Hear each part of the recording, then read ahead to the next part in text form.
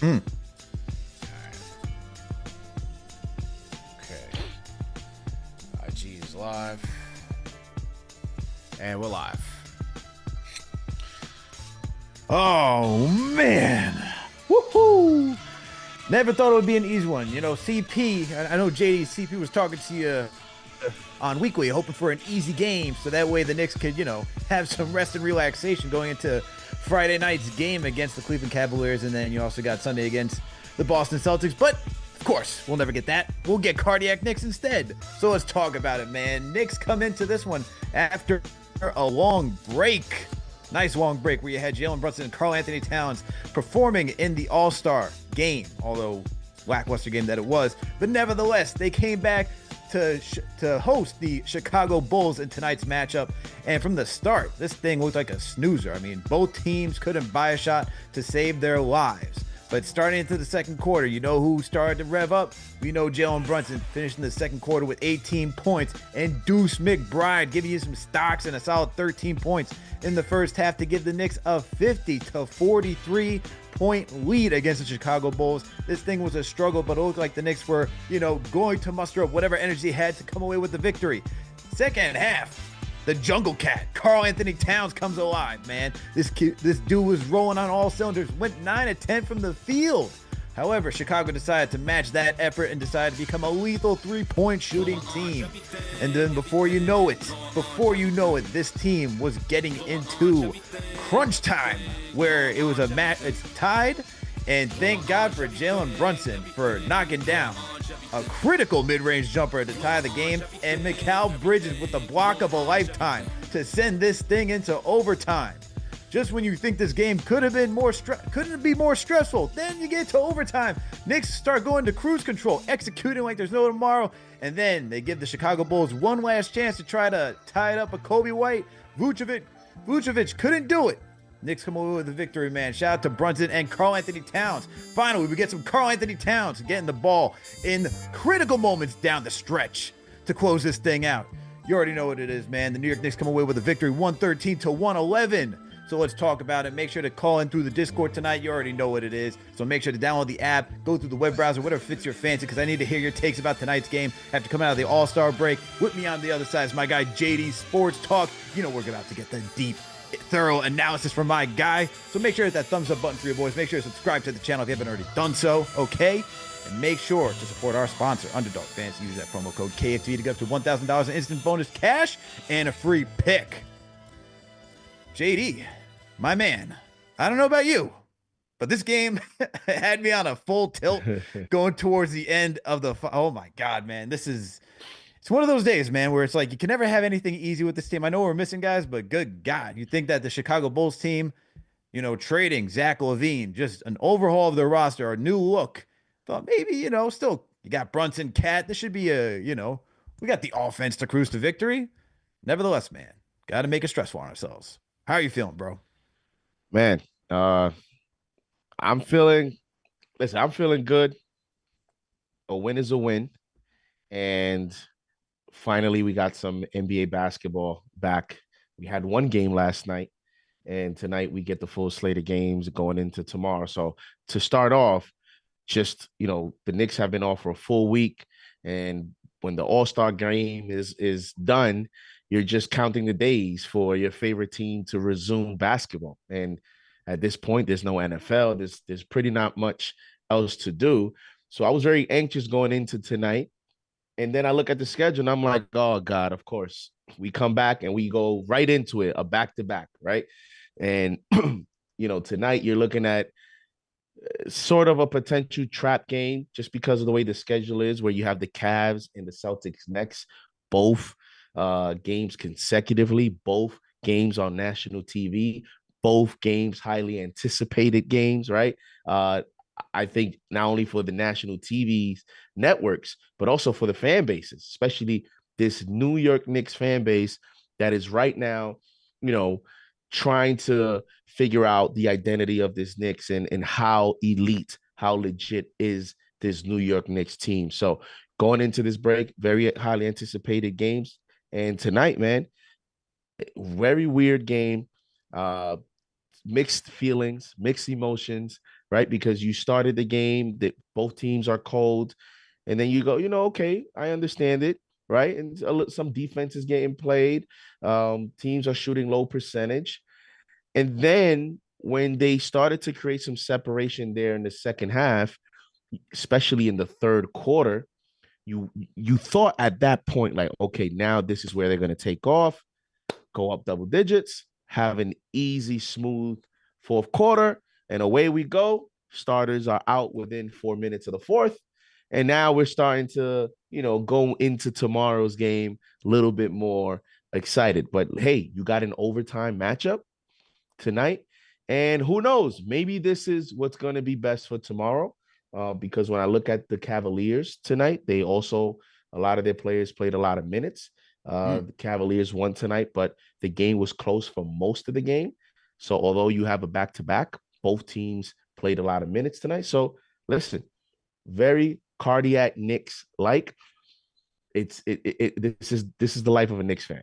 It's close games, and my God, it's like you don't even know where do we start, man. Whether it's regulation, overtime, Kobe White has a chance to, hit us with a heartbreaker, and then you can only imagine what the vibes are tonight. But they pulled out the win. We're gonna talk about how they did it, but they got the win, and now we're on to tomorrow. Yeah, man. We're going to talk about it. And certainly, indeed, cardiac Nick affair. Very interesting fact that you bring up where both teams played a lot of minutes. So I'm curious to see how that all, matches up for tomorrow.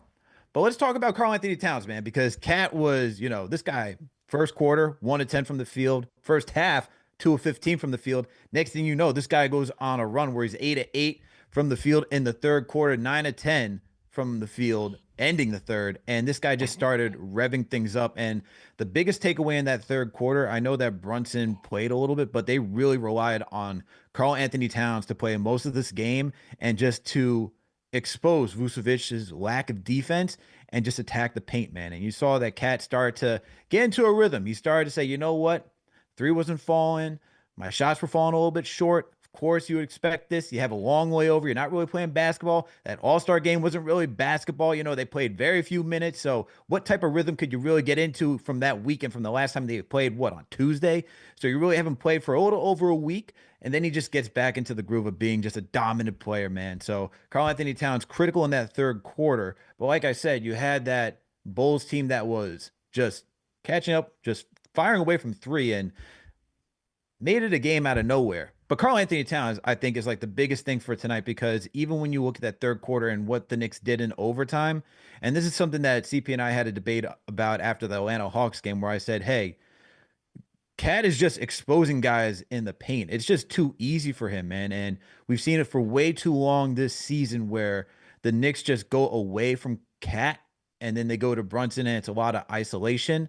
And while we still didn't get that in the fourth quarter, we did get that in the third. After McBride knocks down, and we're going to talk about him. We're going to talk about Deuce McBride, because I thought he had a very big, impactful game tonight as well. But Cat in OT, first thing after McBride knocks down, a heartbreaking three against the Chicago Bulls, right, to start things off. You get the pick and roll between Jalen Brunson and Cat. He knocks down a shot. Then you get Karl Anthony Towns with another shot, just works the paint. Then he gets a mid-range jumper with the shooter's touch. And then I'm like, that's what we're looking for, man. This guy is one of the most efficient offensive players in the league, and he's been making it look easy, so easy in the paint, just anywhere 15 feet in on this team all season long.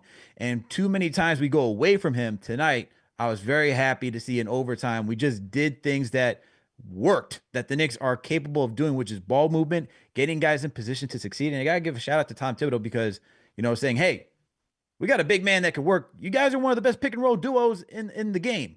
Why not utilize that in overtime and make it easy for yourselves? And not only do I take away from the fact that Cat was successful in doing that in overtime, but it's also a good building block when you think about postseason, where it's going to come down to, possession. It's going to be a possession battle. It's going to slow down a lot, and it's going to come down to execution. And when you can see guys execute an offensive play like that in crunch time, especially how offensively gifted this team is, that's something that I think you got to take away from this matchup. Even though it's against the Chicago Bulls, whatever you want to make of it, it's still the NBA. This is still an NBA caliber team. So, one, Big shout out to Cat for coming up big in the second half and executing in overtime. 2, shout out for Tom Thibodeau getting those guys in position. 3, thought it was a great learning experience for this team and how to execute, learning how to execute offensively down the stretch of the game. Very, very important game for Karl Anthony Towns tonight. I feel like because of the simple fact, again, a lot of my theme tonight with a lot of the things I'm going to say is going into the next couple games, is going into this tough stretch of games that we have coming up against the big time teams. Again, all on center stage, national TV games. And when you look at tomorrow night, right away, he's going to go home tonight, go to the hotel, wherever he's staying at, and he's going to have to lock in right immediately, because tomorrow he has a nice matchup against Evan Mobley, against Jared Allen. Who knows? Let's see how they even defend him. Would they even put a DeAndre Hunter on him? You never know, right? And so because of that, I felt like going into the break, tonight's game was important so that he can get into a rhythm, and started out 2 of 15. And I'm like, oh God, here we go. He's struggling because, as you mentioned, the theme has been, he got a lot of shots. That's 15 shots and a half, right? And he hit his pace. He ended up the night with 30 and 2 of 15, as you mentioned. At that point, I was a little bit like concerned because I said, oh, this is where he could potentially disappear and end the game with, 2 of 18 or just 18 shots, because as you mentioned, sometimes they go away from him a little bit more than you would like. And I like the aggressiveness, staying in the game. And he was rewarded in the second half, going 12 of 15 between the second half and OT. And you talk about that's talent. This is what's so polarizing about guys like in the talent of Karl Anthony Towns, where he can go one half 2 of 15 and go the second half 12 of 15. It's crazy. And then he ends the night 32 points with 18 rebounds, 2 offensive, 2 assists, 2 steals, and he went 2 of 10 from 3. But guess what? I actually like that he got 10 3-point shots up, because you still want to continue to remain a threat just because of spacing. So although he only hit 20% tonight, I actually like the strategy to just get more 3-point shots up. I think he should be shooting just a few more 3-point shots because he's very talented. He can hit those shots. And a lot of times, I think even for himself, when teams are playing good defense on him, when he's a threat from 3, it gives him that first step, hezzy first step that he does to get to the rim. He's able to make that move and just be more effective in space. So Karl Anthony Towns, I like it better to finish the game than if it was the other way around. If he would have went 12 or 15 in the first half and 2 or 15 in the second half going into tomorrow, that's actually worse. So the way that it actually panned out, he hit some big shots, got some big time rebounds. Now, listen, I'm excited about tomorrow. Let's see if he can do it again, back to back. We need that tomorrow. Here's the last thing I'll say. You saw it in the All-Star game with them, 3-point shots from the concession stand. It looks like, Alex, it looks like that finger's getting better. Or maybe he's now learned how to play through it. So you're starting to see the shots or the rhythm in his shot. It looks a little better. I don't see him grabbing his finger as much. And if you're a Knicks fan, that has to be encouraging news, because although I do think this is something he's going to have a procedure in the offseason, my concern was, and our concern was, is Cat going to be able to even learn how to play with it? Because it's like, how many more games is he going to continue to? You saw that rut he went. It was a large enough sample size where now you're like, oh, okay, is he going to even learn how to play through this? Or is this what we're going to get for the rest of the season, up and down Karl Anthony Towns? So it looks like he's finally getting through that. And if you're a Knicks fan, that only means that, you'll be able to get a good opportunity to give yourself a shot in the playoffs. Because if that's an issue in the playoffs, if its thumb is an issue in the playoffs with his physical play, then we have no shot. We have no shot. For sure. And so, to your point, indeed, it's great to see that he's either one adjusted or two, it's gotten better. We not won't be sure, but hey, the fact that he's shooting better, the fact that he's staying aggressive, that's all that matters in the end, man. But I can go to Jalen Brunson. I got to go to Deuce McBride though, as the next guy we got to discuss, man, because this guy brought the energy tonight. Okay, just looking at his box score, it's just we could talk about Josh Hart being Mr. Do Everything. Miles McBride tonight, man. Deuce was Mr. Do Everything tonight. I mean, the dude went 9 of 19 from the field, 5 of 12 from downtown, got you 23 points, got you 6 boards, 3 assists, 3 steals, three blocks. He had 6 stocks, man. 6 stocks tonight. And some of the steals that you saw where he gets a steal, just scores a dunk in transition. You see him just being a rim deterrent. This is the type of play you need to see from this guy because when you talk about wanting to match the Boston Celtics, right? Who do they have off the bench to give them that type of jolt, that energy? It's Peyton Pritchard. And when you watch this type of performance tonight, it's not the same as Peyton Pritchard because Peyton Pritchard's not necessarily known for his defense, right? He's a very good shooter, can manage the game pretty well, but more so known for his offense. McBride is showing you that he can be that guy that will guard you 94 feet and will also be that guy that will just put up shots, knock down threes, and just cause even more pressure from the perimeter. And so with this type of performance, defensively and offensively, if you get this type of stuff from him into the postseason, and we saw him succeed last year in the postseason too. And so if he continues to build on this type of effort that we saw from him tonight in the starting rotation, if he can do this off the bench and do this in the postseason, these are the type of stuff that will shift the series. And you just need this from somebody. We know what the top 5 is going to do. They're one of the best offenses in the NBA. We know that they got defensive struggles. But when you have somebody like this that can be a two-way player and can just be that guy that just, tilts the scales a little bit in your favor, and that's all we're talking about, man. We're talking about around the margins. Everything's around the margins in the postseason. It's not like you're going to see, the doors being kicked open against every single team. That's very rare that you see that happen, okay? But when you start to think about you got to go against Boston, you even think about going against Cleveland, you need somebody like Miles McBride coming off the bench that will give you offense and defense. And this type of performance tonight is just encouraging.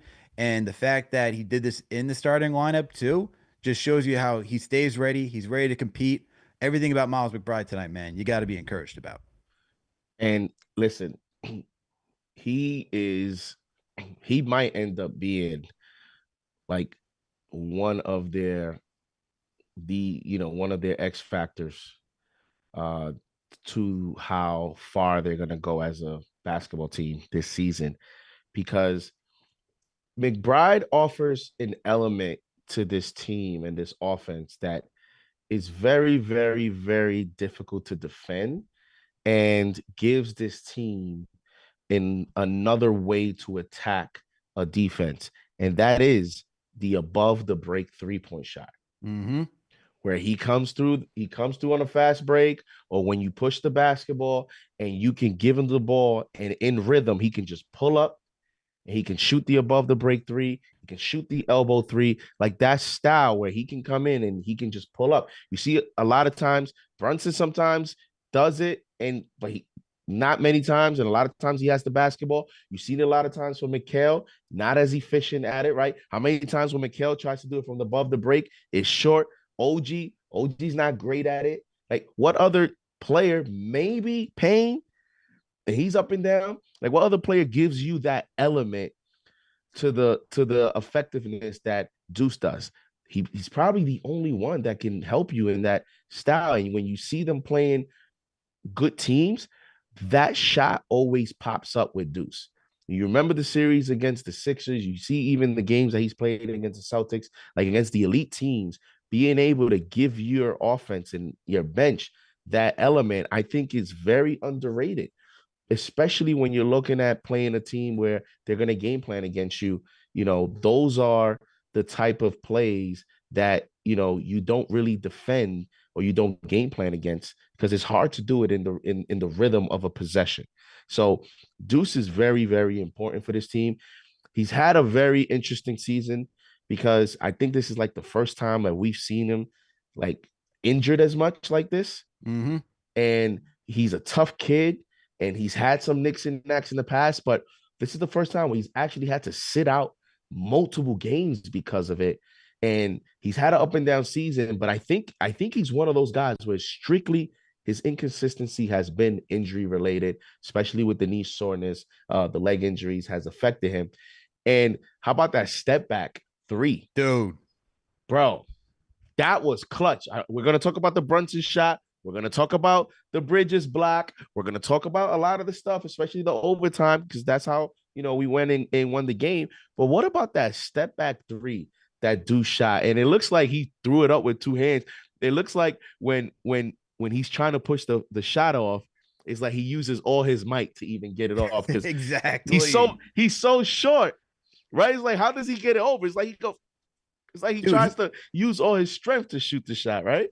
absolutely, dude. He's like flying in the air. Like every time, it's very rare that you see a guy jump so high for a jumper. It's kind of, well, I'm not saying he is, and I know I don't want people to like cut this and be like, Alex, you're crazy, but it kind of reminds me of like Ray Allen. Like when you see how high Ray Mm-mm. Allen would jump just to get the shot off. McBride's doing something similar to that, man. But you're right, man. You're on point. Yeah, and and you talked about because how high he jumps, it goes to the injury thing. That's why I think he's been up and down because when you need that much lift, any knee soreness, any ankle soreness, it just affects that lift.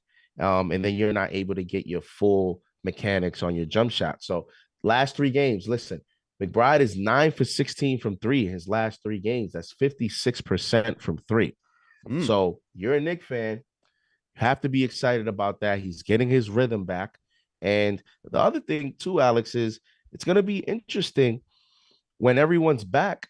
And obviously, Tom Thibodeau is not going to mess with the starting five, but do you stagger lineups more? Do you go to your bench earlier? Because when you look at the analytics of it, a lot of the Knicks' best lineups, McBride is in there. And so, once everyone's there, do you go to the bench early? Do you figure out ways to put Deuce in there with the starting five? Because he helps that starting five out a lot, especially when you see nights like tonight when he's hitting the 3-point shot. Absolutely, man. And I mean, it's going to only get more complicated for Tom Thibodeau when you get OG back, Mitchell Robinson back. The line is just going to get much more complicated. Fewer minutes to go around.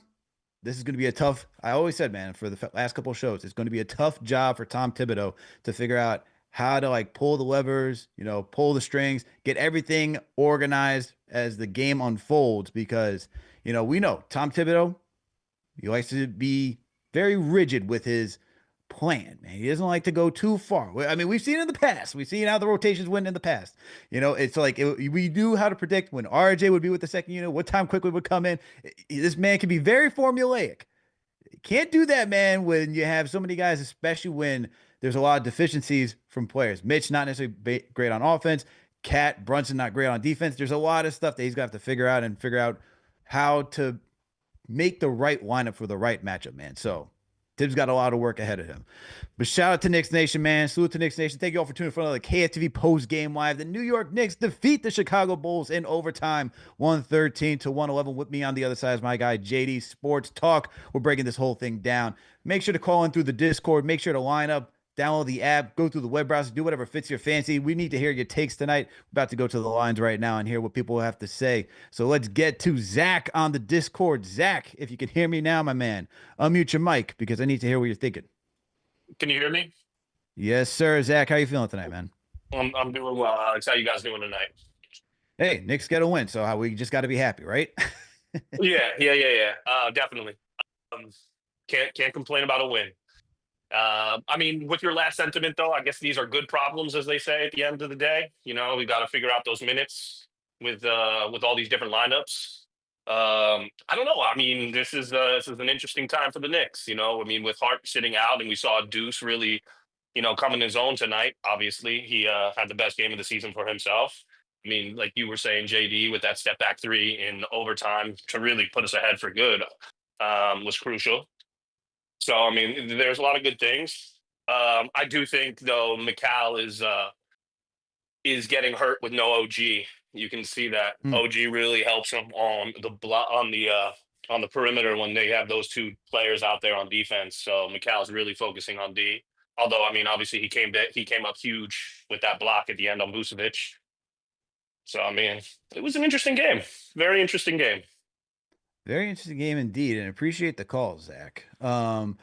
Look, Zach brings up a really good point with Bridges, you know. Well, first and foremost, before we even get there, shout out to Mikal Bridges, man, because this guy was like up and down this game. You're looking for offense. Next thing you know, he comes alive in the second half. And then when you think this game was just sealed, Mikal Bridges with the block of a lifetime, man, to send this thing into overtime. Shout out to you, man. That's the type of stuff that you want to see from this guy that you traded 5 first-rounders and a pick swap for. And this is where it comes down to, man. And you want to see him execute and just stay cool, calm, and collected in high pressure moments like that. Because this could have easily been, you know, a Knicks loss at that moment. I mean, great look. That was a great look for the Chicago Bulls. Bridges just right there to be a deterrent, man. So shout out to Bridges. But I do think, you know, I do think Bridges, I do agree with Zach that Bridges is struggling without OG because now a lot of the defensive responsibility is placed on him, especially when you don't have Hart there either. Yeah, and listen, he had all that stuff. The 5 draft picks. That's he's never going to be able to get away from those comments. But it's such a interesting player because just like Cat, he struggled in the first half. He went 1 for 7 in the first half, and you know you're looking at it like, bro, no Josh Hart, no OG. Are you gonna wake up? Like, hello, we need you to score. Like Memo, you know, Mikal, OG's not playing. Josh Hart, I know Josh Hart doesn't average 20, but he does average double digits. Like, we need you to, you know, get in the game here. And then in the second half, he goes 5 of 9, right? Defense steps up.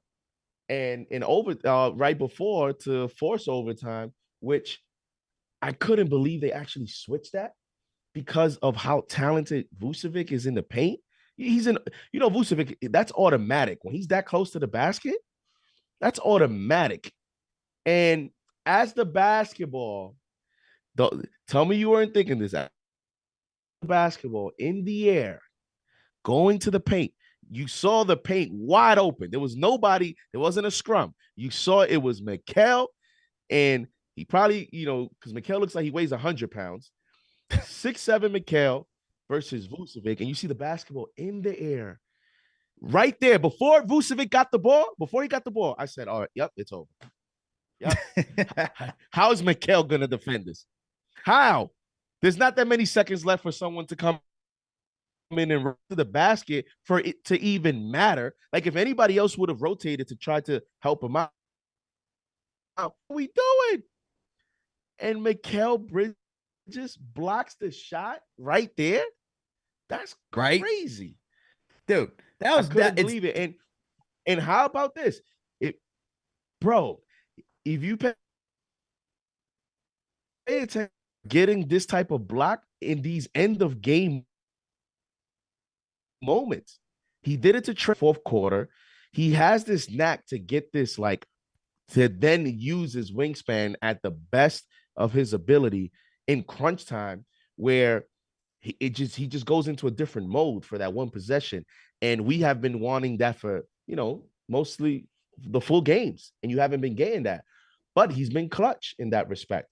And then you look at the box score and you're like, whoa, this guy had 10 rebounds, 5 assists, 13 points, 2 blocks.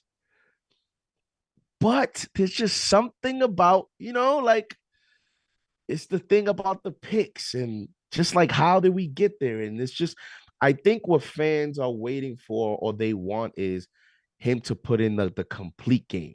I think he has such high expectations that when you see those spurts, it's like you want it through 4 quarters. It's like you appreciate it at that moment, but can we put it together for a full game? And we haven't really gotten that enough. But guess what? You got the clutch plays tonight. And it is what it is. The way I look at it is, he got to show up tomorrow. He has to show up Sunday. That's how I look at it. We got you for these games. You want to struggle against the Bulls? Fine. You want to struggle against the Pistons? Fine. Don't struggle tomorrow. Do your thing against Donovan Mitchell. And that's how I look at it with Mikal Bridges. Look, man, I got to ask you this, though. Like, would you rather take this guy being clutch in moments, or would you rather have what you're talking about, like, oh, he puts a nice, consistent, full package game, like a full package game, like throughout the entire thing, right? You know, I feel like because sometimes we go look at the numbers and we've seen this, right? And I'm going to use Cat as an example where Cat will have the numbers, but then just like I say, you don't see him in the fourth quarter. Would you rather have the numbers and it looks good for most of the game, or would you rather have the clutch moments that you see from tonight from Mikal Bridges? I mean, this guy, dude, like, let's keep in mind, like, he just stopped a center that's very well known for being able to put the ball in the hoop in Vucevic. All right, this guy just came out of nowhere today and said, "I'm going to save the game." The last Infinity Stone, as CP calls him, finally connected to the gauntlet. It made it look like it was a perfect night. And listen, we're New York fans. Let's not front here.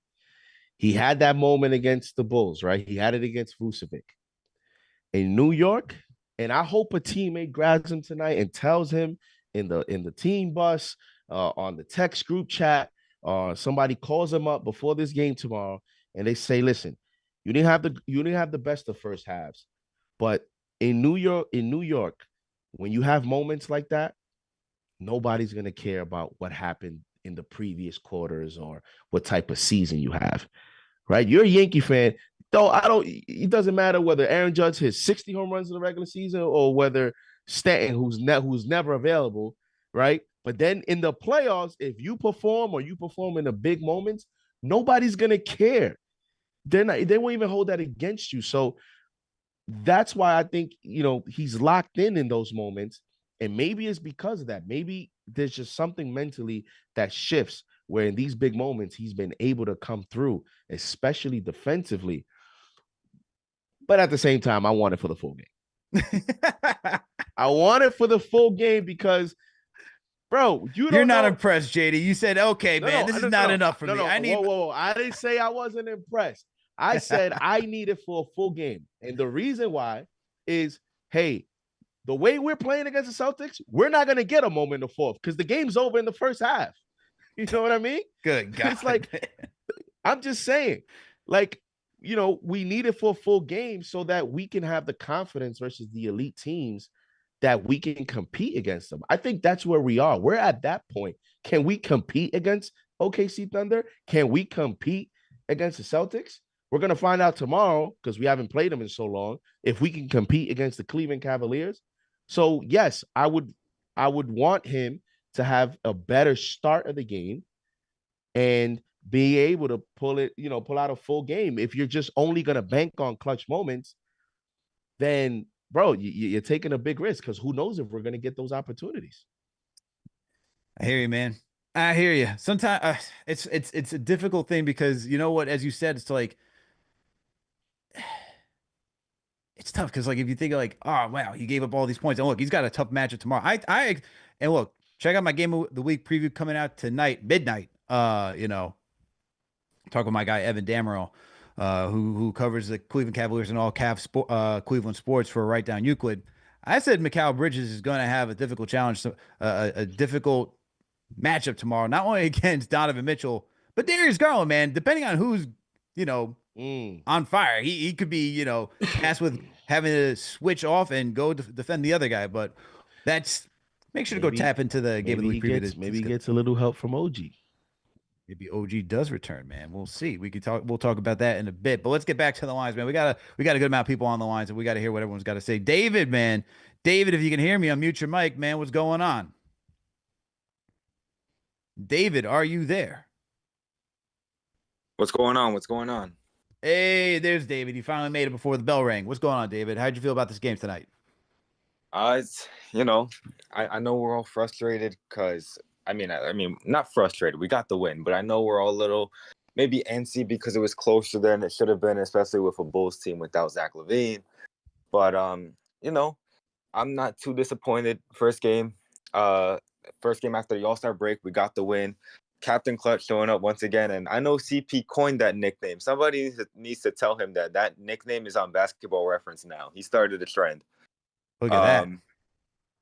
But yeah, no, Cat was hitting big time shots in overtime. He was hitting. I mean, I think he was 8 for 8 in the third quarter.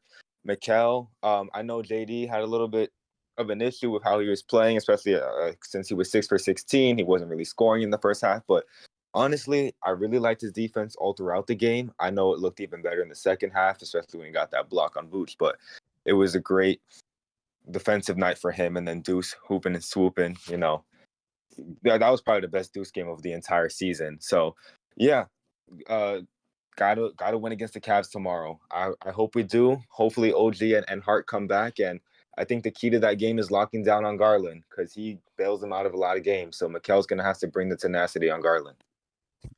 Hey man, tomorrow's gonna be a tough matchup for Mikal Bridges.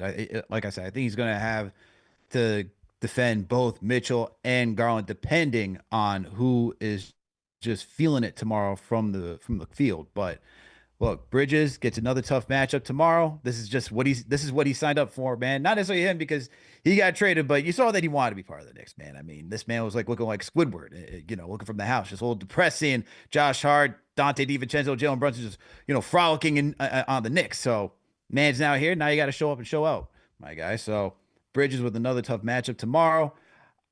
I don't know how it's gonna go, man. It's gonna be tough. And listen, tonight around the NBA, I was looking at a lot of the teams, and I saw the Hawks shot 39% overall, 31% from three. The Cavaliers themselves, the Knicks play tomorrow, shot 28% from three, and they got almost 43-point shots up tonight, and they only shot 28%, 42% overall. You had the Hawks struggle. You had a lot of teams tonight. So when I look at that, you look at, is it the week off? A lot of teams came out tonight. Obviously the Celtics smoked the Sixers, and they were one of the few teams that shot well efficiency wise tonight, but that's no surprise. So tonight, everybody, all right, let's call it getting your feet wet, getting in rhythm. Y'all better show up tomorrow, though. I know that for a fact. You guys better show up tomorrow.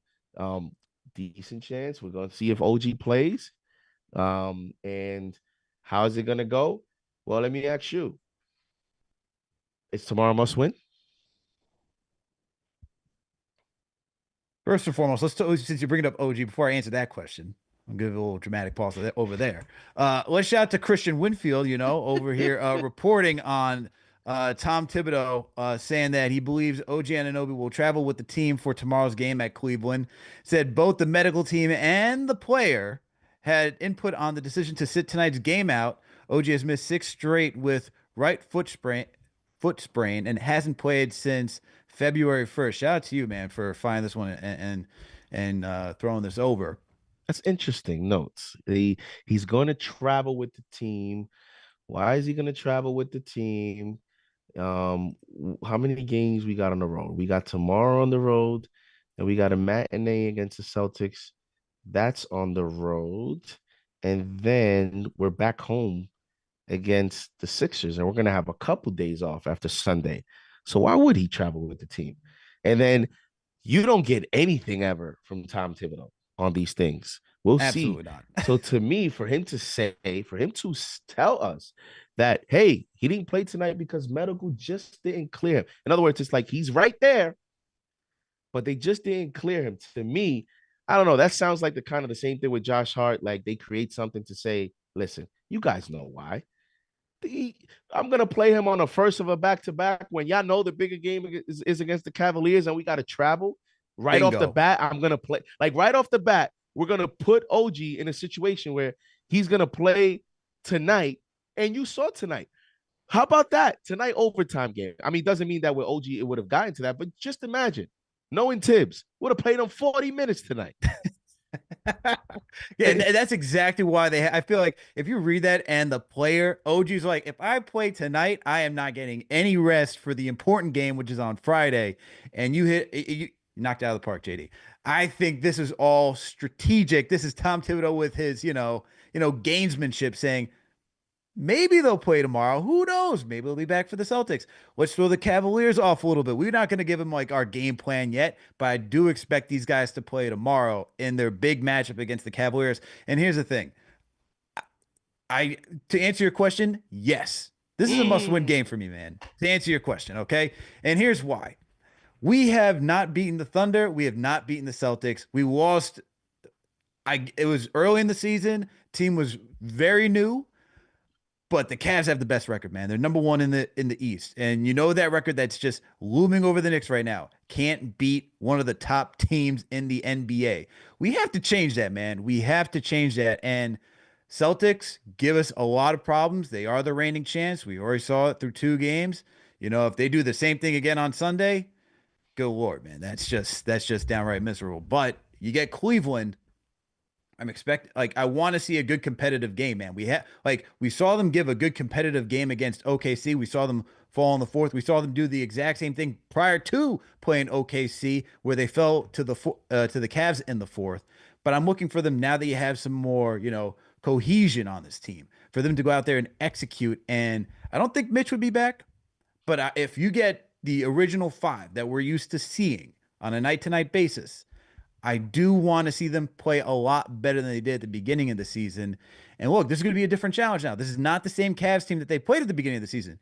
You now got DeAndre Hunter in that starting rotation. This team is completely different. Okay. So I do need to see the Knicks win tomorrow, personally, just to say, hey, we can hang with the top teams, because you hear all the other pundits around the NBA saying it is a distant third for where the New York Knicks stand. Well, I don't want to hear that anymore, man. I don't want to see that anymore. Just like all over social media, on tabloids. I don't need that. I want to see them go out there, defeat Cleveland, and say, hey, we can hang with the best of the best in the league. Okay. We only got OKC twice. Didn't turn out the way that we wanted it.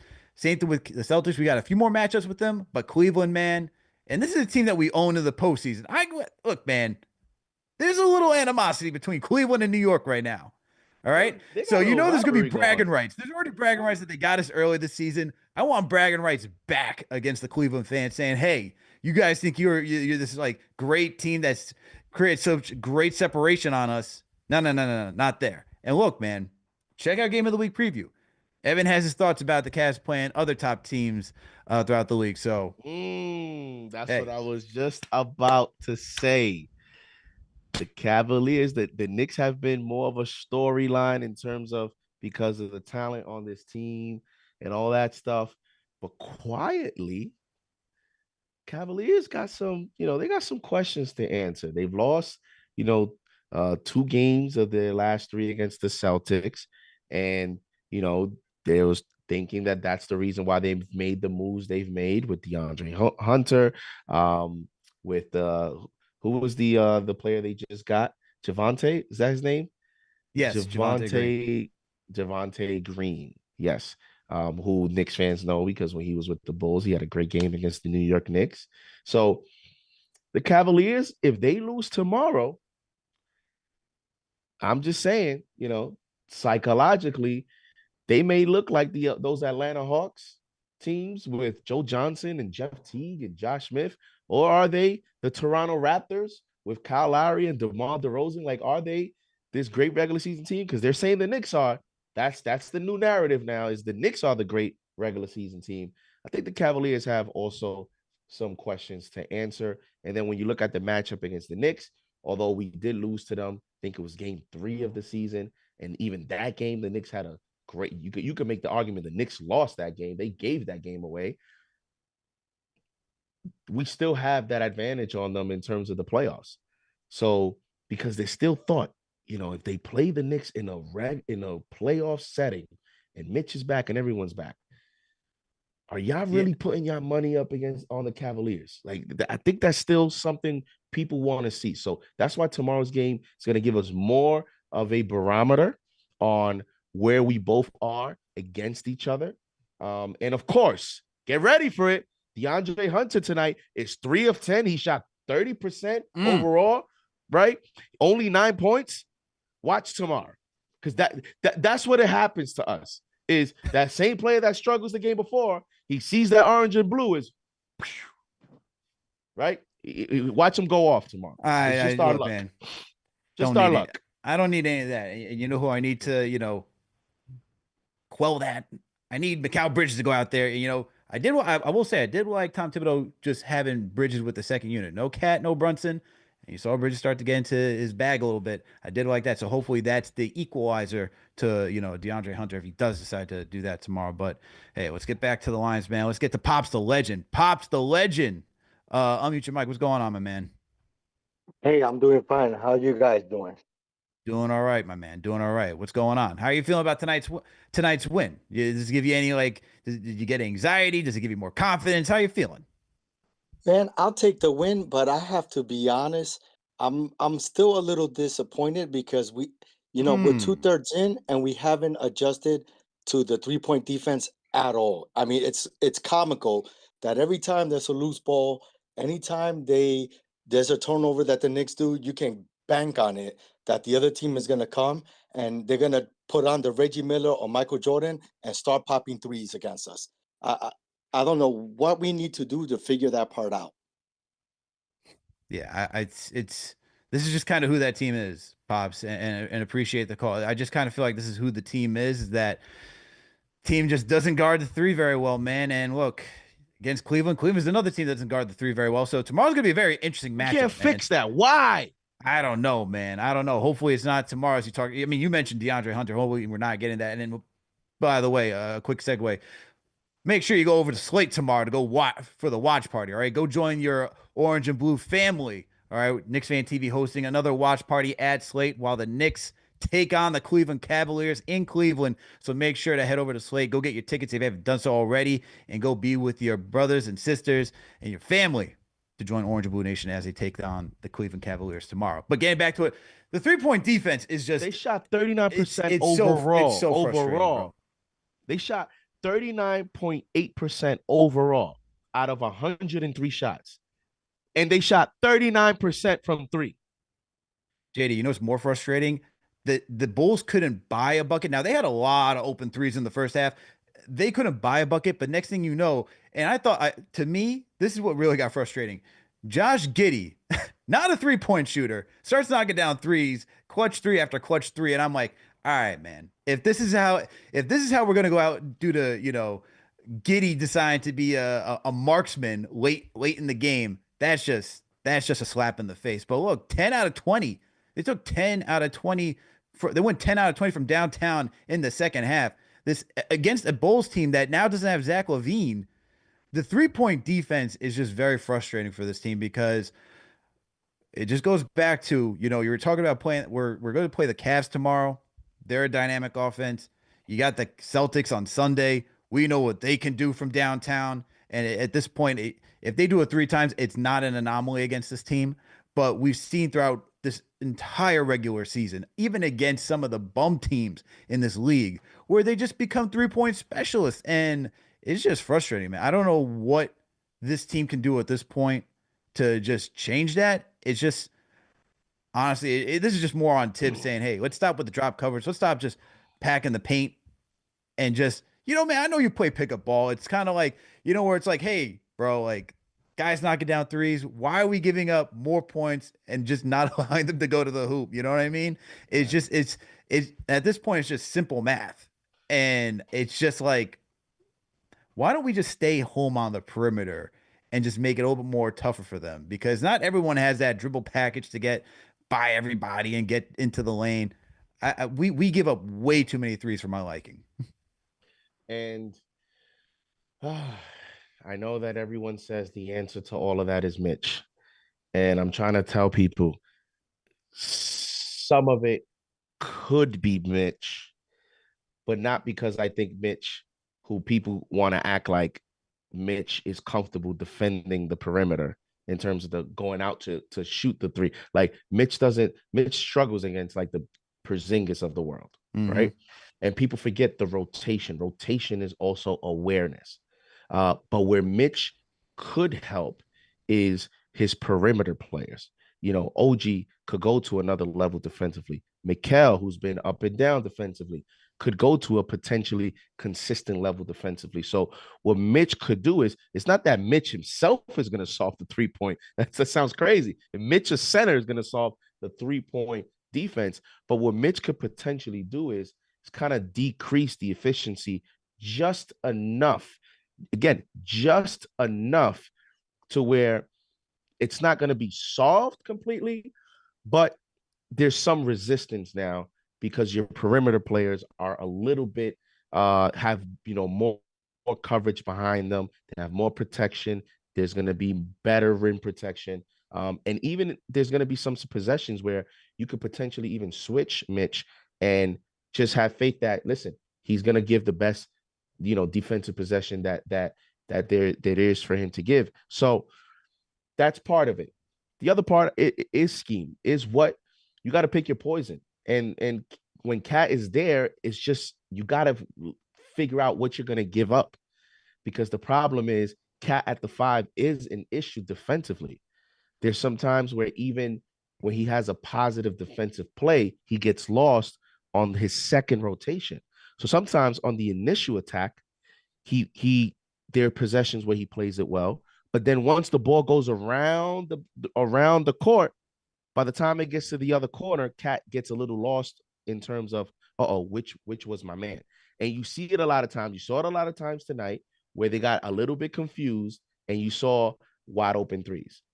And as that goes on in the game, players get confused. How about that last possession where Lonzo Ball had the wide open three?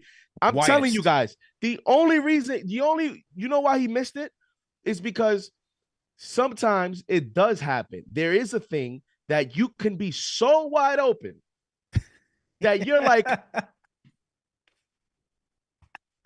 am I supposed to shoot? Like, hold on, let me take a dribble. And that's what he did. He was so wide open that he said, wait, this is not supposed to be the NBA. Is this the NBA or what? Okay, let me take a dribble. And that dribble actually threw him off. How many times you see that where either players are wide open and they go like this, and then when they shoot, they miss. Or they take the dribble and they shoot, they miss. Because that's not really the natural mechanics when you're open. When you're open is usually boom, you see it, you split open, and you shoot. Anything you do other than that sometimes actually throws you off. And that's why Lonzo Ball missed that center court 3. But it was between Mikal and Precious where they got confused on, are we switching or are we not? And that right there to me is the coaching aspect in terms of, these guys should not be having these type of miscommunications late in games because it could be very dangerous. So this is going to be the talk of the rest of the season. I think the coach has to bear some of the responsibility. I think some of it is going to be Mitch. I think some of it is going to be Mikal. I think it's going to be a dynamic of those 3. And can Cat get at least decent? Can you give me at least decent? If he can get to decent, that's what Jokic did. Jokic is still a terrible defender. But Jokic got to at least decent, and that was able to propel the Nuggets to an NBA championship. Nah, Jokic is like, hey man, I just don't really care until, I don't know, it's gotta be the postseason. That man treats the regular season almost like it's All-Star break. He's like, hey, I'll put up my numbers. Hey, you know what? I'll play some defense right now. It doesn't even matter, And for Cat, I agree. He just has to be. He doesn't have to be this perfect defender. He just got to be better than what he is right now. And look, I think the other thing, you saw it a lot tonight with Huck Porty. Is he getting Porty, ready for Mitch? Absolutely. Is Tibbs preparing the team for Mitch? For sure. Lineup. You saw a lot of that tonight.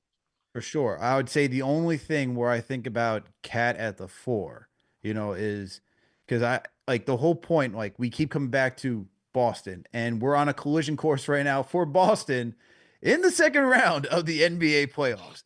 And I hope we get to number 2, man, because I would love to have home court advantage against the Celtics, not the other way around. Absolutely not. But this is the only thing. And you brought up a great point where Mitch is not good when it comes to having to guard a stretch big, whether it be even Miles Turner, Brook Lopez at times. We saw that even with Kristaps Porzingis last season. My concern is that if the Celtics stay with their starting 5, and then next thing you know, you put Cat at the 4, and now he has to guard Jason Tatum. And this is not a team that deploys zone. If this team deployed zone a little bit, I got something for that.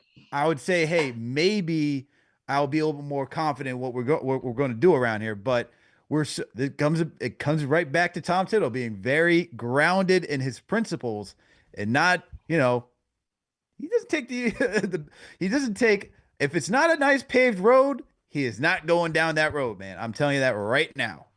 If that's the case, as a head coach, you're gonna have to do something wacky. You're gonna have to do something that's gonna throw the other team off, just because everybody does it to us. Everybody does a Jaylen Brown on Cat. Everybody does a 6'11" guy on Brunson. Everybody does some wild stuff to us. And when we see it on the court, it actually works because it throws us off. If that's the case, Tom Thibodeau is gonna have to do something he's never done before. And that's mix something up. Is it, you know what? Y'all think y'all gonna do this? Let me put Cat on Drew Holiday.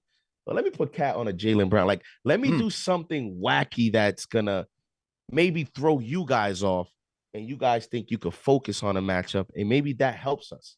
Like you're gonna have to think of something creative, and just take a risk.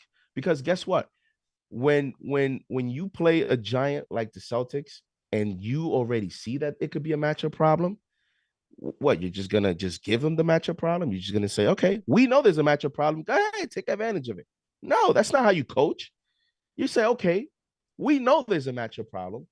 We're gonna counter with something that doesn't mean it's gonna work, but we kind of have to do it to see if it does work. And I think that it may come down to that when it comes to, or you may have to just live with it and just hope that you change your scheme, you switch everything, and hey, if Cat is on a guy on a certain guard, then it is what it is. It's a tough task. Shout out to Chuck D in the chat, man. Throw a hashtag P in the chat. He says, gotta save Wacky for the playoffs, you know? JD talked about that early in the season too, where you say you don't show, coach doesn't show their full hand yet. Sometimes they save it for the postseason, their best stuff. You know, they work on it in the lab, and then it's like, okay, now we're ready to utilize it. So let's see if that's what Tom Thibodeau is doing, man, and not giving any film to the Celtics, Cavs, whoever it may be. But let's get back to the lines, man. Let's get to STG Nick. STG Nick. If you're gonna mute your mic, man, what's going on? Do we get the stadium report today? What's up? What's up, guys? Yes, I was in the building. It was a win. I'll say it was a win. It looks like they haven't played in about a week or so. It was good to see, in my opinion, Deuce McBride look like he got out of a little bit of a slump. I think that might be his season high, 23, if I'm not mistaken. The other one might have been against Charlotte in that Black Friday afternoon game, but Deuce McBride looked really good, I thought. Jalen Brunson, when we needed him, he was there. Carl started off a little slow, got it going in the third, and then into overtime. And how about Mikal Bridges there with the defense on Vucevic without fouling, was able to block him. I thought that was the most impressive part to me, was blocking him without fouling him. I thought was really good. But yeah, no, I'll take the win. We got our guys to rest, and then we'll go into Cleveland tomorrow. Hopefully, just want to be competitive. Like you guys were saying, maybe they'll try something different, but maybe they'll save that for the playoffs. Not sure. And then before going into Boston, Alex, are you going to be there on Sunday? I'll be there. Oh, you're going to be there? You know, everyone's been texting me, man, if I'm going to be there. I'm looking at tickets right now. Here's the thing about this, and I was a little on the fence earlier. I'm looking at tickets now, and here's the thing.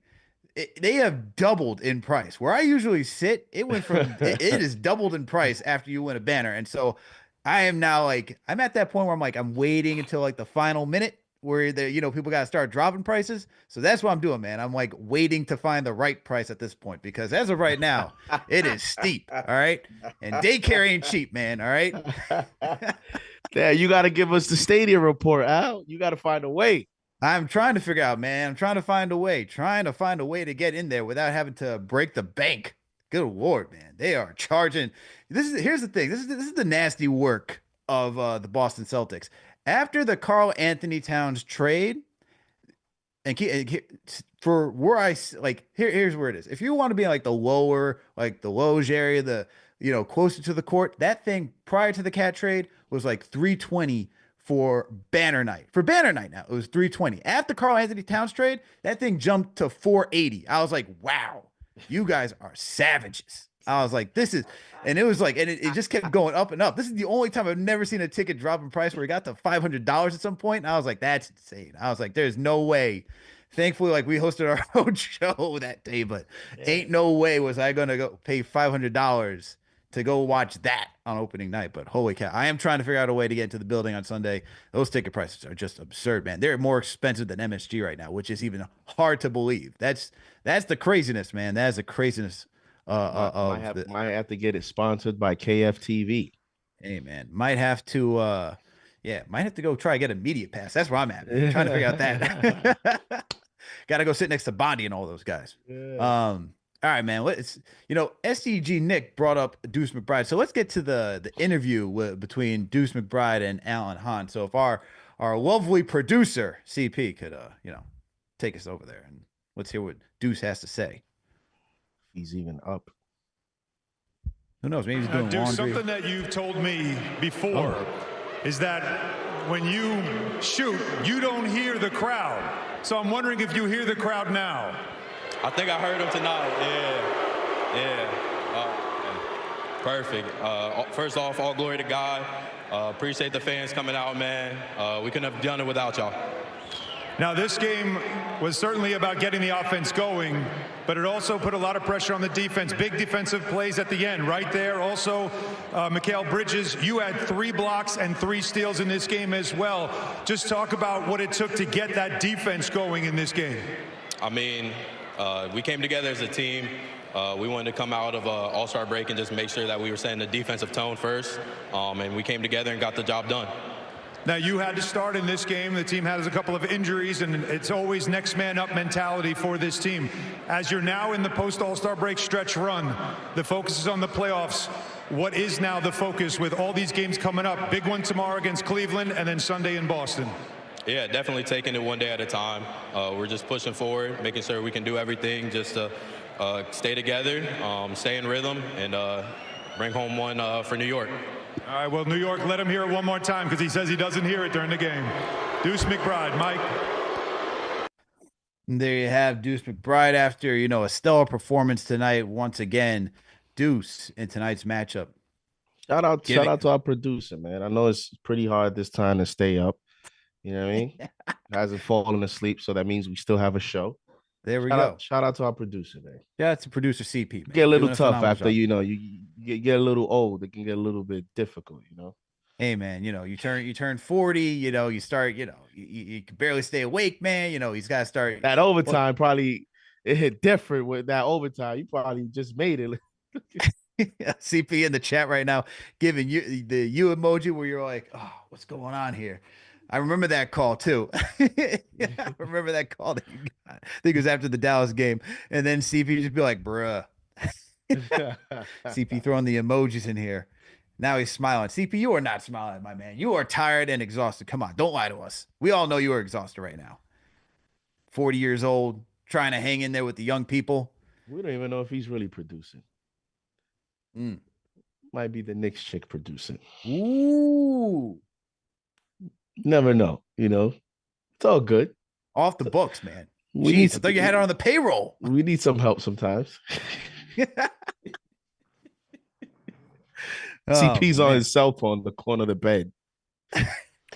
Bro, it's 11:30. I'm eating dinner right now, man. I'm grinding, man. I'm tired as hell. Yeah, I had to take the night off, man. I did like 3-4 shows yesterday. I'm tired, man. That's the CP. You see, when CP's aggy, that's the get off my lawn voice. You hear that one? That's the don't bother me. You got pressure tomorrow. You got the watch party. We got to win, man. He's got to get his beauty rest. He's got to get his beauty rest, man. This is what he's doing over here. But shout out to Deuce, man. Deuce out here putting up once again, not going 9 of 19 from the field, 5 of 12 from downtown, getting you 23 points, 6 rebounds, 3 assists, 6 stocks, 3 blocks, 3 steals. Man was just on one tonight. Bride, man. Just a key player, man. Like I said earlier, this is the type of performance that could swing a series. Just love to see that he's constantly ready, cool, calm, and collected. Hang out with Jalen Brunson a lot because he's giving you those like very, very poised answers, not giving any headline material, Bride doing the damn thing. And I'm pretty confident he'll be ready tomorrow. He's developed into a little mini big game player. Tomorrow's a big game. And I think that means McBride will be ready to play. Yes, sir, man. And McBride wasn't the only one that was ready to play tonight. So let's get into the key stats of the game as I pull up the stats over here. All right. So looking at tonight's game, man, as we all know, the New York Knicks won 113-11 tonight. Knicks tied the rebounding battle when it seemed like early on they were just going to lose that tonight. They tied 64 boards apiece. Knicks won the assist battle 28-24. They won the steal battle too, 10-6, and the block battle 7-6. They even won the turnover battle, man. 11-15. Knicks shot very well from the field tonight. 40. Well, I won't say they shot well. I won't say very well because we've seen this team get into the 50. They shot well enough to win. They shot 43% compared to the Bulls 40%. Downtown could have been a little bit better. They only shot 30%, while the Bulls were just on fire, shooting 40. And then the free throw line, 70-83. But here's the key areas where the Knicks were able to take this one home. Fast break points. Knicks defeated the Bulls in this category 17-8. They were just out there against a young team that likes to push the pace. Knicks defeating them at their own game 17-8. And then points in the paint. You know, Karl Anthony Towns, Jalen Brunson.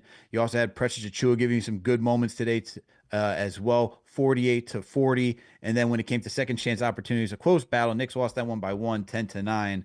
To me, man, it always comes down to the fast break points and points in the paint for this team. The fact that the Knicks are they're, in pace, they're on the low end scale, but when they do want to get out and run, they just know how to execute at a high rate, man. I thought that was a key factor for them winning this game tonight, especially against a young team that, we saw it first quarter running back and forth like it was a track meet. And thankfully, no one could hit shots because the Knicks were giving up a lot of shots and just couldn't get back on in transition on defense to stop them. Had some easy plays from Vooch and everybody just attacking the lane, but they were able to execute down the stretch in the fast break court category. What are your thoughts from the key stats tonight? Oh, you're muted, my man. You're muted. I'm looking at the 10 steals. That's something that, it goes to show. I mean, between Precious and Miles, between Precious and Miles, you had 6 steals just between those two players tonight, and so 2 from Towns as well. So a lot of the starters, they were active, getting a lot of deflections, and they're going to need that tomorrow. Right? The Cavaliers are 4th in the league with they're averaging just under 14 turnovers a game. So when you look at a game like tomorrow, you look at you getting 10 steals tonight. Can you turn the opponent over tomorrow? Can you get, some more steals tomorrow? Will there be enough, stamina, legs tomorrow to be able to get deflections, to get into the passing lanes, to be aggressive? Because when you're playing against a Cavaliers team tomorrow, you're going to have to be aggressive. You're going to have to be physical. And you're going to have an opportunity to do so just because of the Evan Mobley, Jared Allen, combination. Mobley's not a great 3-point shooter. That's going to give you an opportunity to, kind of intercept and get into some passing lanes. So hopefully the Knicks tomorrow can double up and get close to that number and cause some high turnovers for the opponent. Absolutely, man. We're going to I definitely need to see the Knicks, be able to do this. And look, key stat for tomorrow, Knicks and the Cavs are both good at protecting the rock. So it's going to come down to who makes the least amount of mistakes. Number 3 right now, prior to tonight, was Cleveland Cavaliers. Number 4, when it comes to turnovers, is the Knicks. So they're right there. They're neck and neck when it comes to, protecting the rock. So that's going to be a big key area for tomorrow's matchup. And tonight's key stats is brought to you by none other than Underdog Fantasy. Use their promo code KFTV to get up to $1,000 in instant bonus cash and a free pick. People, let me tell you something about Underdog Fantasy. I love playing Underdog Fantasy. Sometimes it goes my way, sometimes it doesn't. And we're going to check on see how I did tonight. But the cool thing about Underdog Fantasy is that you get to choose in between 2 to 8 players when you're creating your sheet. And you can mix and match from any sport. So I know we don't have NFL right now, but we do have hockey. So you can choose players between basketball, hockey, baseball's around the corner. So you could do all 3 sports if you wanted to. And all you got to do is just choose higher or lower on any statistical category. So for tonight, for Brunson, they had 28.5 points. I chose higher. He didn't do that tonight, but that's all you got to do. And, the more picks you select and the more you get right, you can win more. You can win a lot more cash. And the cool thing is you get to do the insured route. The more you select, sometimes you just got to win. Let's say you choose 8, you can win what? 6. If you get 6, 7, or 8, you can still get earn some cash on your selections. And the other thing is a fantasy draft. So if you want to put on your GM cap and go against your buddies and see who's better at creating a roster, put a little lunch money, bear money up. That's another fun thing that Underdog Fantasy allows as well. So make sure to support our sponsor, Underdog Fantasy. Use that promo code KFTV to get up to $1,000 in instant bonus cash and a free pick. And now for my selections tonight, send it to our producer. Let's see if we're able to send this over there. I just sent you my sheet, CP. Let's see if I was able to. How does CP do? I don't know how CP did. CP, hold on, because I think I remember his picks. Let's see. How did I do? That's CP. I know CP picked Brunson over 2.5 threes. How many threes does Brunson make tonight? I'll keep it quick for me. I missed on everything tonight, so there you go. That's nothing new. Thank you, appreciate it. Thanks for your support, man. I appreciate it. He hit on Towns. He had Towns over points. Towns had 32. He had Brunson over 2.5 threes. Brunson went 2 of 9. And then what was his third? He had a third pick here. Let's see. His third pick was Trae Young. He had him under 29.5 points. And I already know he missed on that because he's tripping. Trae Young was going to cook and he did. Trae Young had 38 points. So congratulations to CP. He went 1 for 3. JD froze. Yeah, I went 1 for 3, man. I took Trae Young with the lower going up against that Orlando defense, but they did not come through for me. I did have the Brunson higher than 2.5 threes. He finished with 2. Then I had Bodega higher than 28.5 points. He finished with 32. Yeah. Al, I got your sheet up here. Did you play, JD, or you didn't play? I played. Hold on. I went 2 for 3. I had Kobe White higher than 29 fantasy points. He ended up with 24, so I missed on that. I had Karl Anthony Towns over 52.8 fantasy points. He had 59.6. And I had Mikal Bridges higher than 24.5 points, rebounds, and assists. And he ended up with a total of 28 points, rebounds, and assists. So 2 for 3. And you went 1 for 3. So congratulations to you. And I went 0-5. So there we go. And this is why I like the drafts better. All right, man. Oh, since CP's there, he's gonna go crazy on this. You ready for this? How about a shout out to Tom Thibodeau? Oof. Right? What about listen, gotta call it when you see it, man. You gotta be proactive. You gotta initiate the praise, man. Gotta be objective. Tom Thibodeau tonight did some things that you do in the playoffs. Played situational defensive basketball. I couldn't believe that he benched your 2 starting all-stars, Karl Anthony Towns and Jalen Brunson, that you actually bench both. Sometimes you see teams bench one, but he benched both of them. He even, about DeLon Wright, even got a possession defensively. How about that last possession when he brought in Shaman? He brought in his top defenders. Like, he went to even the end of the bench. He just said, I'm going to put 5 defenders out there. He even had Hawkporty, and then he kind of made a switch at the end where Hawkporty came back out, and then he put Precious at the 5 because I think he was going to think about putting size on Nikola Vucevic because he's taller. But how about Tom Thibodeau tonight? During those critical possessions, if he's willing to do that, I hope that with his starters, with the OG, I hope that when crunch time comes, playoff games, hope he's able to transfer that flexibility, because I think in the playoffs, you're gonna have to people are gonna have to put their pride aside. And I know it's the playoffs, but Brunson, Cat, both of y'all might have to go out in the last 30 seconds of playoff games. And we might need to see, all of our defenders, because that's just the way it is, man. You have to play with every single player on this roster. So shout out to Tom Thibodeau for doing that, because I would have never thought that, especially a game like tonight with the Bulls, Cat being a 7-footer, few seconds left, You thought maybe he'll leave him in to defend Vucevic. No. Because he knows if Cat is there, they're gonna try to get to Cat, Cat on a screen or on a switch.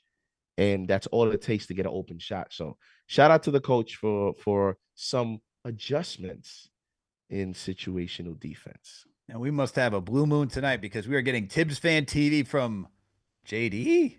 That's who we're getting. Not CP. JD giving us some Tibbs Fan TV.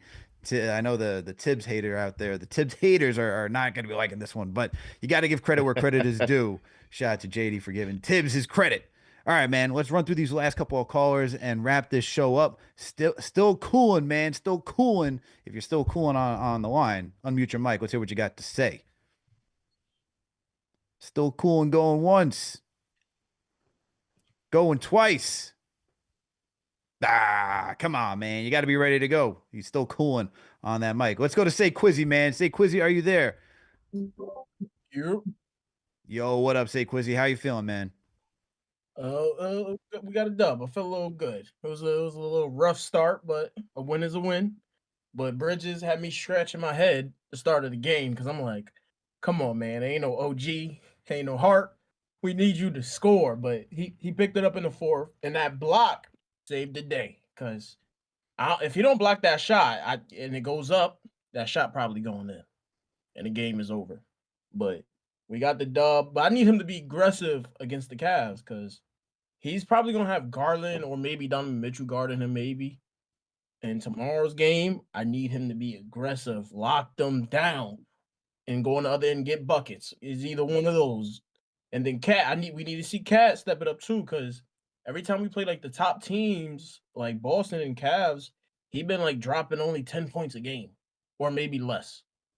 So I need to see him step it up too against the Cavs. But McBride, and I said this to CP last time we played Boston. I said I think McBride need to start, take out Precious, and put out McBride because we need offense. The Cavs game, you could put. I say you could keep Precious in because they a taller lineup. So, but I think Boston, we could put McBride in there. Okay. Well, let me ask you this though, man, because you want to see Cat step up tomorrow. You want to see Bridges step up tomorrow. Is tomorrow a must-win game for you against the Cleveland Cavaliers? It's either I say we got to split it. If we lose to the Cavs, don't get blown by 50. You better win Boston. You got to split one of these games. And at least be competitive. Don't lose by 50. If it's like a close game and it's like a buzzer beater, it is what it is. But if we go into Cavs and we losing by 20, Cat got 8 points, I'm going to be a little disappointed. So you'll be happy with a split. Come on, man. You're not telling me tomorrow. We haven't played this team in a minute. They're talking about Cleveland. We got some animosity against them. I ain't really scared of the Cavs. Boston is a tough matchup. So I say if we need to split one, we got to win the Cavs game because Boston just been killing us. Amen. But we'll see what happens tomorrow. We'll certainly see. We'll certainly see what happens tomorrow. Say Quizzy on the mic, closing out the show. Appreciate you, my man. Have a good one. All right, now I say Quizzy. Hey, Alex, who has more pressure to have a big game tomorrow? Karl Anthony Towns, Jalen Brunson, or Mikal Bridges? Jalen Brunson, I'm just striking that line out because we've seen him. We know what Brunson can do, man. We've seen him in the postseason. We know this is a guy. We can't forget what he did his first time in the Knicks uniform. He's different, man. You even see him tonight. I'm not even worried. Come on, bro. 2 years ago, where let's not forget they were bombarding us with how the Knicks missed out on Donovan Mitchell. What's gonna happen? And then that last few games prior to, who goes toe to toe and defeats Donovan Mitchell on his own home court? None other than Jalen Brunson, who sends him packing home again in the postseason. None other than Jalen Brunson. I'm not worried about Jalen Brunson, man.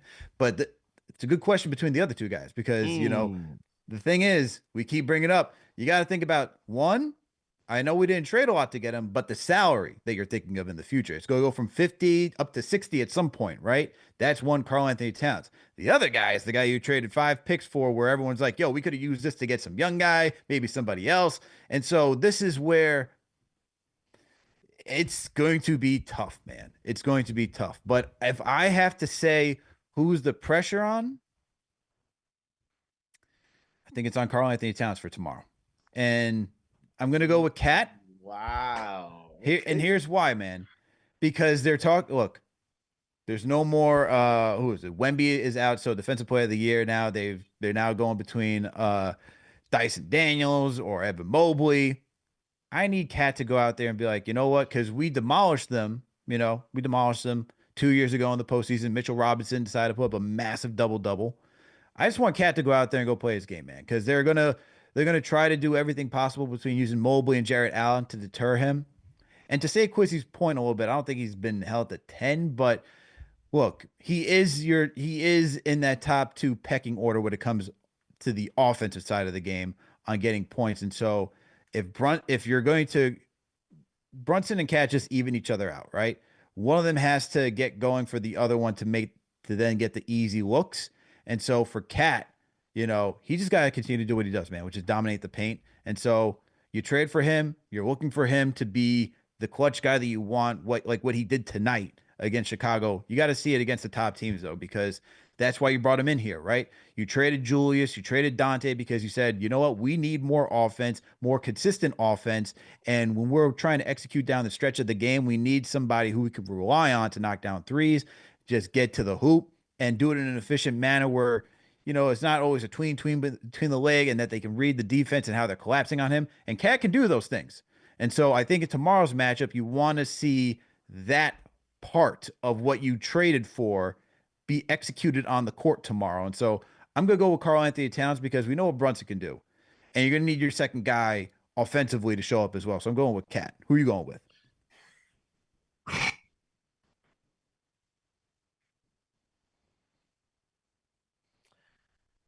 I'm gonna go with if you're looking from a national sense, since it's on national TV, I could say Cat.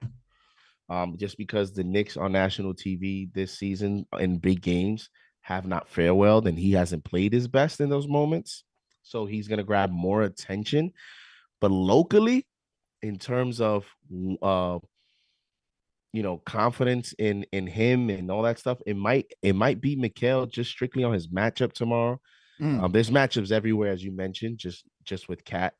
But I think Mikal's matchup is more, there's a bigger challenge there because it's on both sides of the basketball, where let's see who plays and who doesn't for the Knicks. But he's going to have some responsibility to play well offensively. And he's going to have a huge responsibility defensively, where with Cat, you know, he might actually not feel too bad that he's going up against Jarrett Allen or Evan Mobley or Jarrett Allen because he's the center, because Jarrett Allen is not a stretch, center. So Cat might feel, there's less real estate for Cat to rotate on a screen than it would be if it was a Porzingis, right? So there's a safer floor for Cat tomorrow to play well. With Mikal, I don't know if it's a given. So I think because I just don't know what I'm going to get for him tomorrow, I think Mikal needs to have a big game, because at the end of the day, when I look at the ultimate goal, it's the Boston Celtics. I need Mikal to be confident. I need Mikal to be locked in, because he is going to be the guy that's going to go up against Tatum or Jaylen Brown, not Karl Anthony Towns. And even with Karl Anthony Towns' deficiencies, I really believe that if Mikal and OG are locked in, the Knicks maybe that might be enough where you get a heroic series from Jalen Brunson to where it could be enough to upset the Celtics.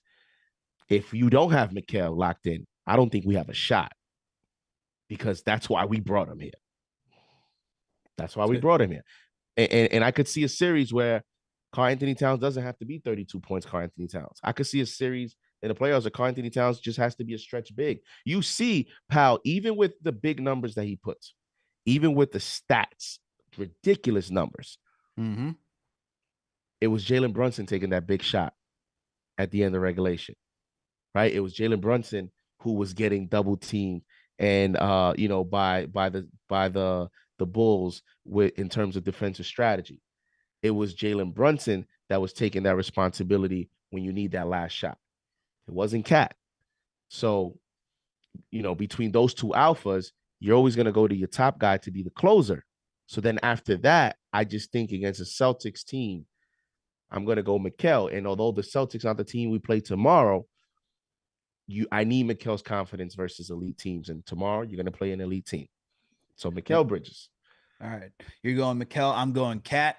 Hey, man. We need both of them at the end of the day because they both provide two different things for this team, and you brought them both in for two different reasons. But hey, people, let us know who you think is going to be the key factor for tomorrow. Is it Mikal Bridges? Is it Karl-Anthony Towns? Let us know in the comment section. Let us know in the chat right now while you're here. But hey, I appreciate everyone for tuning for another KFTV post-game live. We're going to wrap it here. Shout out to my guy JD, as always, man, coming through with the knowledge and the breakdown. Shout out to CP for producing and being able to stay awake, man. I'm very impressed. You're 40 years old. You're able to stay awake until 11:53 p.m. I thought you would have to be ready just to, wake up at 4 p.m. to have your tapioca pudding and go play shuffleboard, but here you are, man. So shout out to you. And shout out to Knicks Nation, man, for tuning in for another KFTV post-game live. Like I said, shout out to all the franchise channel members in here. We got Del Will in here. We got LP. Shout out to LP. We got JJ in here. We got John Talento. See Jose in here as well. Shout out to Chuck D as always, the chief modded operation. TM is in here. We got GOT. Shout out to all you guys. We got Jamaica Queens. Shout out to Queens. Who else we got in here, man? Who else we got? We got Flyboy Kev. We got Son from Brooklyn. Shout out to all you guys, man, for tapping in as always and just being a regular. Shout out to all the channel members. Shout out to the mods. Yeah, man. Shout out to the fans. Shout out to every Knicks fans and all the supporters, man. Keep supporting. Big game tomorrow. Y'all all better come to the post-game show tomorrow, especially if we win. Y'all better show up and support because it's Friday night. Hey, Friday night. We got some drinks here. We can celebrate. Right? That's right. That's right, JD. Yo, and so make sure to go to Knicks. Let's hit the weekend off right, man. Come on. Facts, bro. Facts. Go to KFTVWatch.com to go get your tickets to the watch party tomorrow. Knicks taking on Cavs like we were talking about. Yo, make sure to go get your tickets. Make sure to go to Slate. Make sure to hang out with CP and the rest of Knicks Nation to go tap into this game, and just join the orange and blue family, man. We need everybody in there. Like I say from Dragon Ball, you gotta give up the spirit to create the spirit bomb so that we can take down the Cleveland Cavaliers, man. So make sure to get your tickets, please. Yeah, let's get a good game from CP. CP, every time you do those watch parties, man, games be over by the second quarter. Let's give the fans a competitive game. I mean, they sell out all these watch parties. Come on, Knicks. Give us something to cheer about tomorrow. You got to do something, man. CP out here doing the Lord's work, and can you at least give him a win? Can you at least give this guy a win while he's at the watch party? Come on now. We're getting everyone saying CP's out here, with some voodoo magic just stopping everything going on. Come on. Make sure to go support, go to the watch party. And, shout out to all the super chats that we got today as well. Shout out to Janal Toure for the $5 super chat. He said, no rest for the weary. On to the next game. We need to win these next two for self-respect. That's 100. That is true. Those are facts right there. We need to win these two games for self-respect purposes, man. Just gotta, or as St. Quizzy said, man, split them and make them competitive. Let's just show that we can hang for a minute, all right? Because let's not just go out there and just like we're not prepared. That's what's been happening too often, man, against the OKC or Boston. Let's just go out there, win one of these things at least, and show that we're prepared and ready to compete with the teams at that level. And then shout out to Chuck D as always. Throw a hashtag P in the chat. He gave us a $10 super chat. He said this game was more important to win than tomorrow. When these games ain't good for old people. These games ain't good for old people. Also, the opposing teams chop, hack, cat on every drive. Also, Huck has 6 fouls to give in case of defense. Yo, man, this is why. Yo, did you hear that reel where you have cats saying, "Oh my God," from every single. Bro, he gets demolished. This game, I gotta say though, kudos to Cat. Gotta tip the cap. He was not complaining to the refs that often. He might have saw the reel. He's like, yo, maybe I'm going too much on that. Definitely, he definitely saw the reel. And said, yo, let me take a chill pill on that real quick. And then, I see Jose M said Alex is going to give us the living room report from Boston. Look, man, I'm trying to figure out a way to get to the arena, man. All right, bro, just give me a second. Be funny too because Cat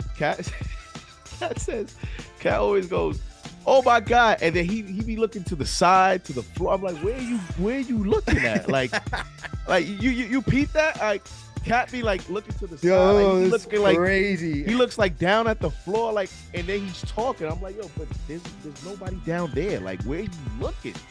Yo, it's so funny. Cat is hilarious, bro. Bro. He's He's not different the character. zesty cat. He's not the zesty cat like he was out in Minnesota, but he's giving us he's still giving us some good sound bites nonetheless, man. That's just what Cat's really good for. All right. But man, shout out to Knicks Nation once again. Appreciate all of you for tuning in. And remember, we're gonna have play-by-play tomorrow. We're gonna have post-game. Make sure to go get your tickets at the watch party through KFTVWatch.com. And make sure to support our sponsor, Underdog Fantasy. Use that promo code KFTV to get to $1,000 in instant bonus cash and a free pick. All right, everybody. We'll catch you tomorrow. Make sure to stay up until midnight if you want to catch a game of the week. So just got 2 minutes. All right. But we'll catch you later. We out.